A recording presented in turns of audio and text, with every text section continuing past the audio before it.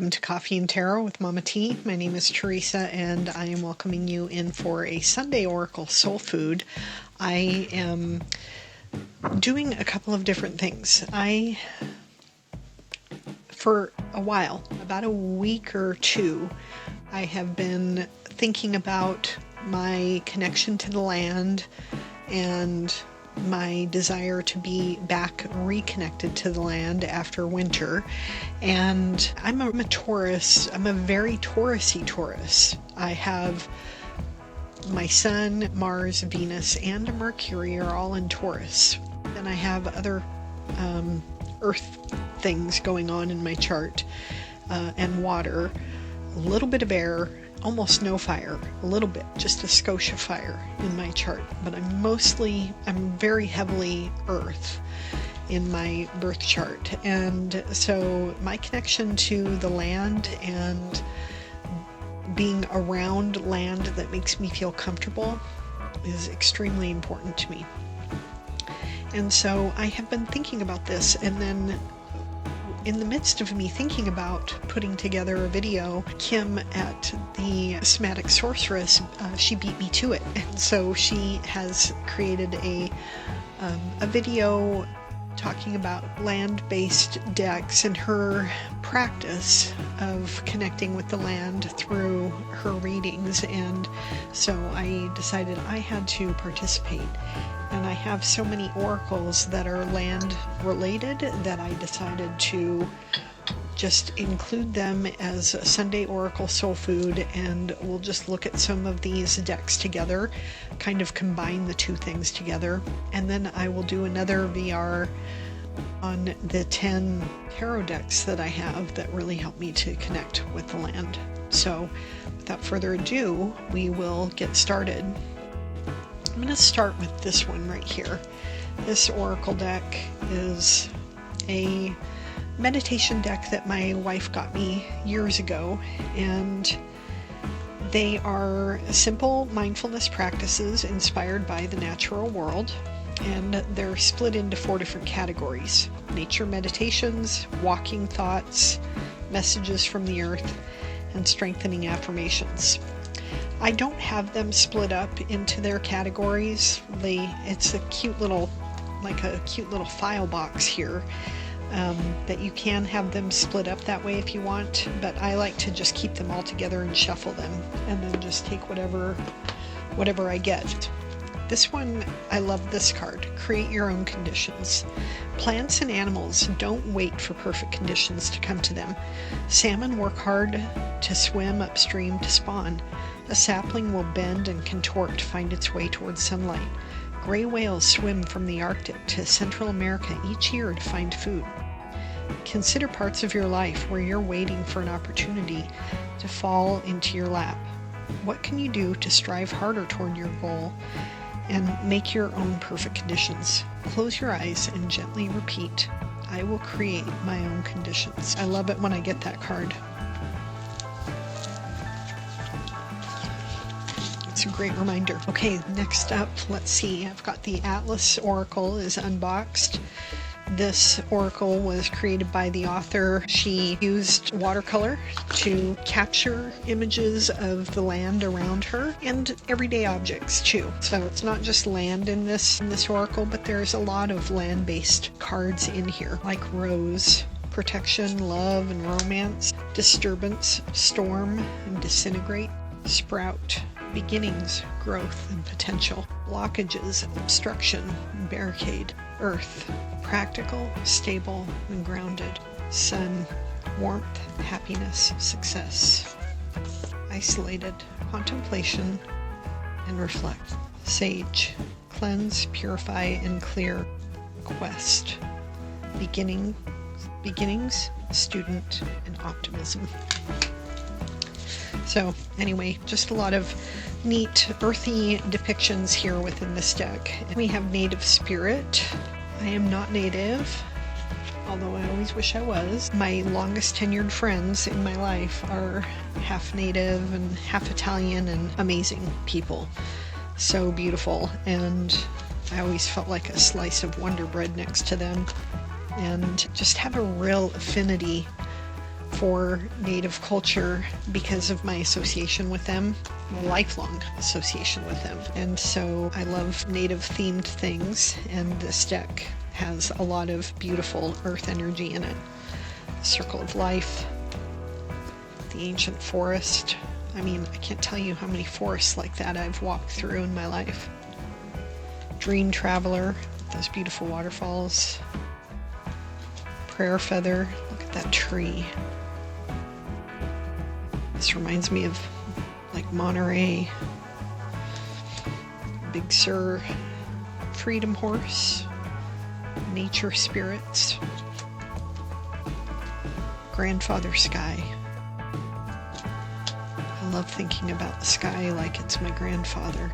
Shapeshifter, how the land shifts shape. The Song of the Wild, Spirit Keeper of the South, the Great Mystery, Ancestors, Spirit of Fire, Answering the Call, the Spirit of Water, the Spirit of Earth, Spirit Keeper of the North, Vision Quest, Spirit Keeper of the East, the Spirit of Air, the White Buffalo, Gathering Your Tribe, Walking in Beauty, Sacred Mountain. How many mountains I've had in my life that I consider sacred. The Spirit Keeper of the West, the Flowing River. I was raised near a river and spent at least a little bit of time nearly every day from the time I was like, I don't know, 9 or 10 years old, all the way through to my adulthood by a river. The Grandmother Earth. Those are some beautiful, beautiful cards that remind me of my ancestral home and my longest tenured friends. Phases and Forests is a great deck with definite earth energy that brings to mind that earthy connection. It's the thing about Phases and Forests is that it gives us questions to ponder, so it's always a good kickoff into a day. How can you deepen your roots and connection with nature today? Can you think of areas in your life where you need to be more observant? What ways do you need to shift and look at a situation from a new angle? In what ways do you feel you are lacking nourishment? How can you feed your soul? So all of these beautiful questions that come from these images of nature around us. Meander. Have you allowed yourself to meander and wander recently, or are you sticking to the known path? Really good one. This is not just a beautiful and inspiring deck, but so useful and practical. Definitely has an earth energy about it. Roots and Wings is by the same creator, and it has a lot of the same sort of ideas. And these card backs, I don't know, there's just something about them that inspire me so much. These are similar art style, but they have just one keyword. And so these are a really good one to carry and prompt thought. Grounded, drifting, authenticity, balance, fire, perseverance, wisdom, Earth Mother, storm, wildness, worker, the healer, journey, unfamiliar territory, kindreds. Another one I really like to take with me, and this is specifically made for walking with, and it's a deck for wonder walking.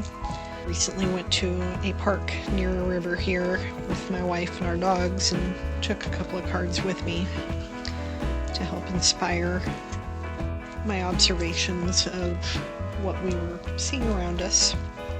Story, darkness, intuition, connect, immersion, fairy worlds, portals, landmark. So this deck encourages you to take one of these cards with you while you're walking and look for the landmarks that stand out to you. Or what are the things around you that look like they could be portals to another world? Or do you see any fairies there in the foliage in the ground? It's a neat deck. I've got the journal and stuff that goes with it. I showed this one recently too. This is the Soul Trees. The creator gave me a couple of the extra cards from her other decks, and so I've got a couple of those mixed in as well.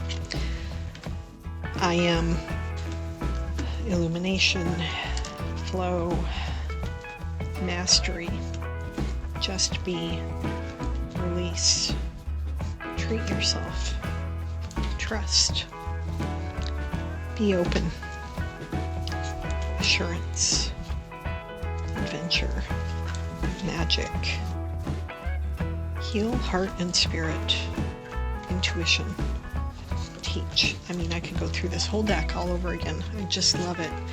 It is another good one to just take one of these cards out. These are great for a daily pull and just ponder on this word and how does it show up in your life during the course of a day.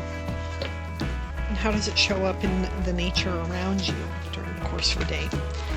In my backyard, I have a large maple tree, and it never ceases to amaze me and ground me and bring me back to a sense of gratitude for the home that I live in and the creatures that live in that tree. And I mean, we have a lot of birds. This deck here, Bloodlands Oracle, this definitely reminds me of home. I was born and raised in the inland Northwest and have lived here virtually all my life. And so a lot of these depictions look like places I've either been to, have spent time at, hiked on, have lived in. These scree fields. I mean, I used to climb on a scree field on a mountain that I lived by when I was a kid. This forest here, I have walked in many forests just like that. We call these rocks in our area of the world in central Washington. There's a whole bunch of rocks like this, a bunch of fields like this, and we call them glacier poop because they were moved there by moving glaciers eons ago. So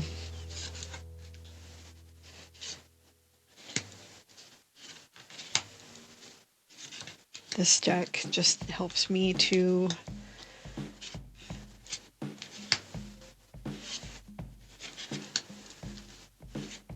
remember my heritage, my homelands.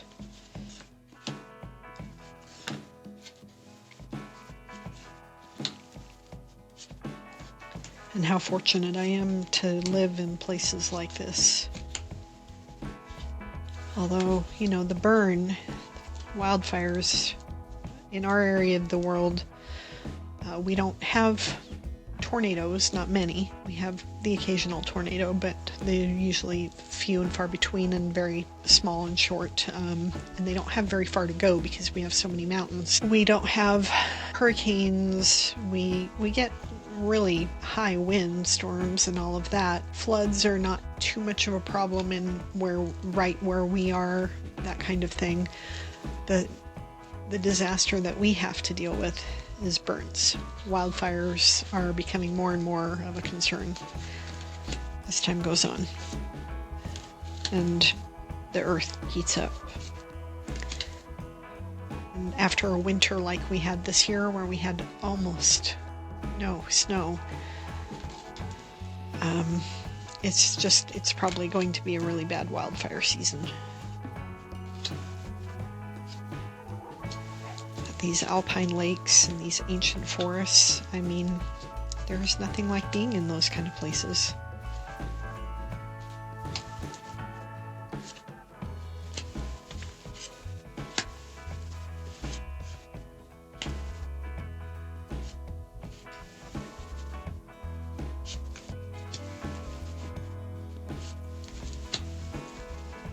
This is the card. When I saw this card, Amberon, Psychopomp of the Void, was using this deck, and she showed this card, and that looks like this looks like my part of the world, and I was like, I have to have that deck. that's the card that, that triggered it. There's a hiking path very close to me here, just a mile or two down the road, that has a path that reminds me of this. I love that deck. This one I have been eyeballing for quite a while. Chris Reck on Minnow Pond Tarot uses this, and I just love these cards. And it took me a while to find them, and then I was like, that's such a small deck. Should I really buy them? I don't know. I don't know if it's really worth it. But every time I saw him on his channel, I was like, I have to have those cards.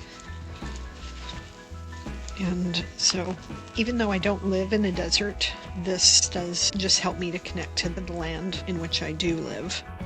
I mean, we do have these kind of canyons in different parts of our area of the world. We have ravens and crows. Obviously, the night sky. We have these sagey areas in like central and eastern Washington. There are some of those sagey, dried areas. We don't really have lizards, but I do love the desert. I love to visit the desert whenever I can. I went last year and would love to go again sometime soon. Visitor, it's so funny.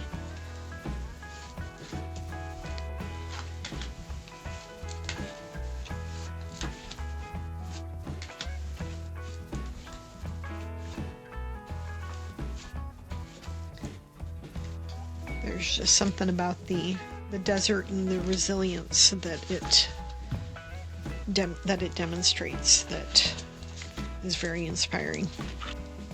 These, I love this deck. It's the Wisdom of Trees Oracle. I did modify mine. I put keywords on it because, you know, I don't want to have to look at a guidebook necessarily to use them in a reading.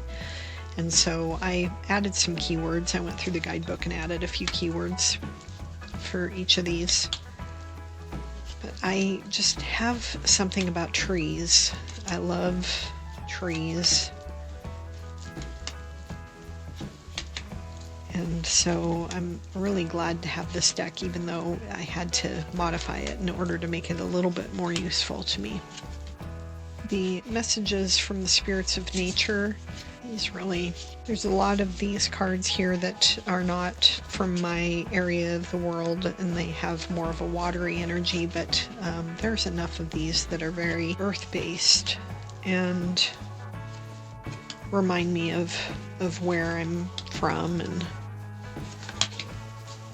the land that is right around me. So I like to use that one too, and I appreciate that it has that simple keyword on each of the cards to help me to connect the meaning of the card to whatever my life is holding for me for that day. Now this one, I am borrowing a practice from Amber, Psychopomp of the Void. She has recently started using this deck in connection with a couple of other decks for a daily pull, and I really like the idea of this. She's using the Green Witch's Oracle deck to capture the general energy of the day, and the Woodland Wardens to capture her own energy, and the Herbal Astrology is the medicine. So, Mortar and Pestle. Integration, subtlety, thoroughness. The bee and the pomegranate, productivity. And the medicine is trust. Rain, cleansing, purification, hydration. The moth and eucalyptus, an ending. And sage is the blessing. Ooh, I love that. Wow, that is a powerful message. Time, presence, self-awareness, the Kaiman and the Poppy, dreams, and Shasandra, grace. Wow. Presence and self-awareness and your dreams, and then giving yourself grace. Amazing. Buds, new beginnings, expansion, the turtle and coriander, satisfaction, Palo Santo, guardian. Ooh. Oh boy, I can see what you mean, Amber. This is powerful. This is powerful stuff. I'm going to start doing this. Autumn, beauty and balance, porcupine and anemone, boundaries, and the medicine is initiation. Huh. Very cool. Okay, so I can do that all day. Not going to. Anyway, these are definitely land-based decks that help you connect as well to those earthy energies. In the Earth Song Oracle, I have the Earth Woman Tarot that goes with this. I love the colors of it. So this feels like a very autumnal deck, but it is very earth-based.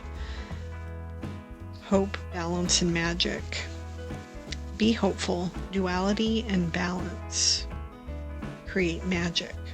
So it's got a title, some keywords, and a phrase.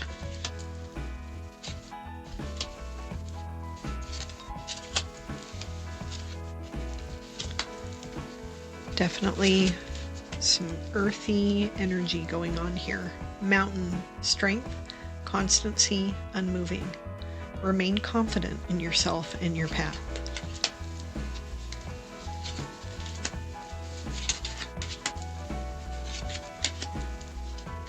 Spring, new beginnings, birth, and promise.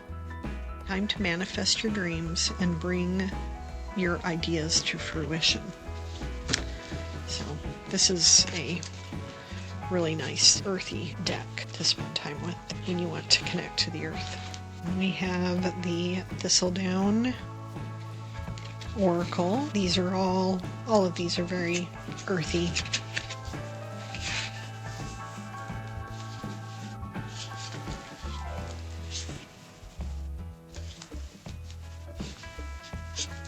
There's the little spider from Winding. Her new deck that's out.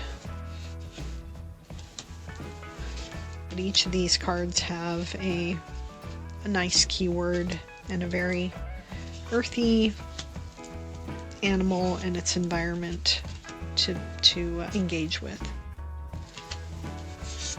And it's not just, fluff. Like this one here is grief. So sad. Yeah. Light. Pause.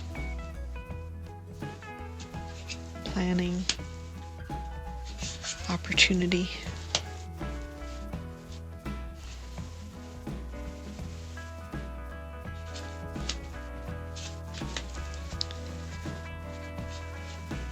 So, anyway.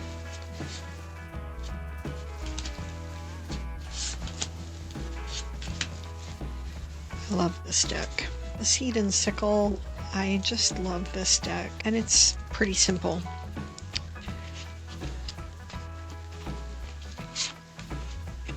But it is, there's some definite connection with the earth energy going on here too.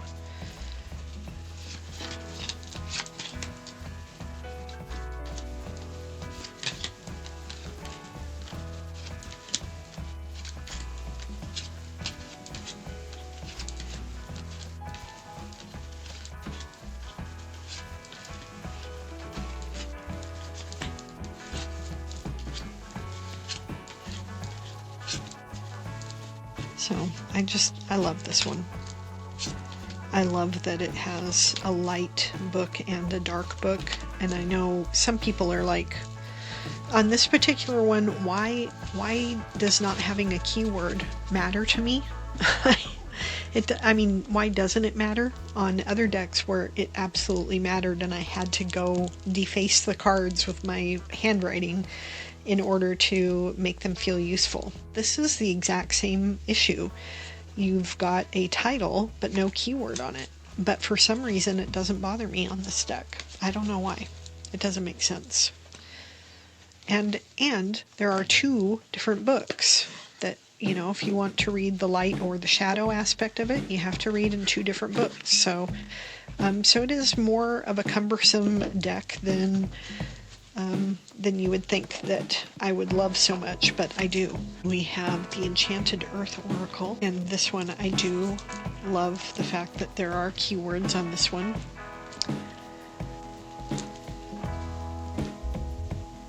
And it's got the title, and then it has 3 sub-keywords on it as well.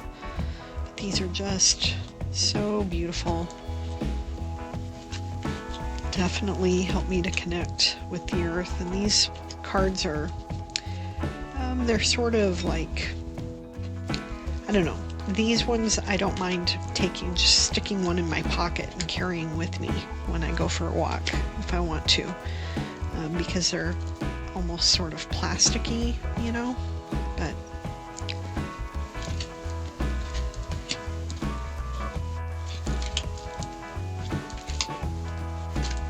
such a beautiful deck. Jessica Lahoud and Amanda Klerks illustrations, just dreamy and inspiring. This is you are the earth, reconnect, renew, remember. It makes you, when you get a card like this, it makes you want to go out and go for a walk, go for a hike.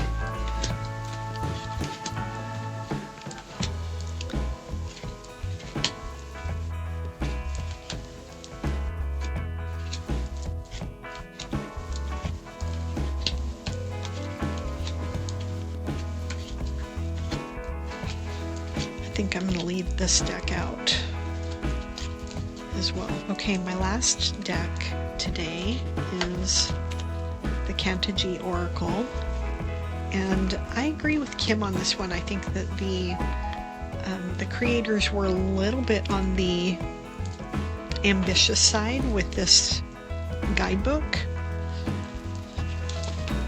That's how thick it is. 328 pages, and for each card you get like a quote, some keynotes, symbology for the card, guidance, information as an icon or portal or practice, a creative prompt, and the ecological connection. That you get that on every single card. And so it's a lot. It's a lot to take in. It's not the kind of thing that you use in a quick daily reading. And so, and I haven't, the idea is to do like a weekly pull on this and really sit with it and read it and get to know the card. But I haven't done that thus far. When I do use this deck, I do read as much of it as I can on the book and then just sort of move on. But the story of the meeting of the author and the artist is pretty inspiring. The author was really looking for somebody to do the creative, illustrations for the book that they were writing, this book. And they asked Spirit, in their daily card pulls, like, I need the person, put the person in my life. And then that day at a coffee shop, the author was just there, and they saw what's her name? Laura Zuspan. They saw Laura. They just instantly were gravitated toward her, like, I have to talk to her. And the author, Ray Diamond, is not the kind of person to just walk up to strangers and introduce themselves and, spark up a conversation, but absolutely just felt compelled to. And then realized that Laura is an artist, and their philosophies about ecology and and about the land and spiritual practices and all of that they lined up. And so it was just like one of those kismet meant to be moments. So I like that. I think that's inspiring, and I do find that this deck is very, very earth-based and connected. It really is an embodied sort of experience if you really sink into the writing and the imagery, and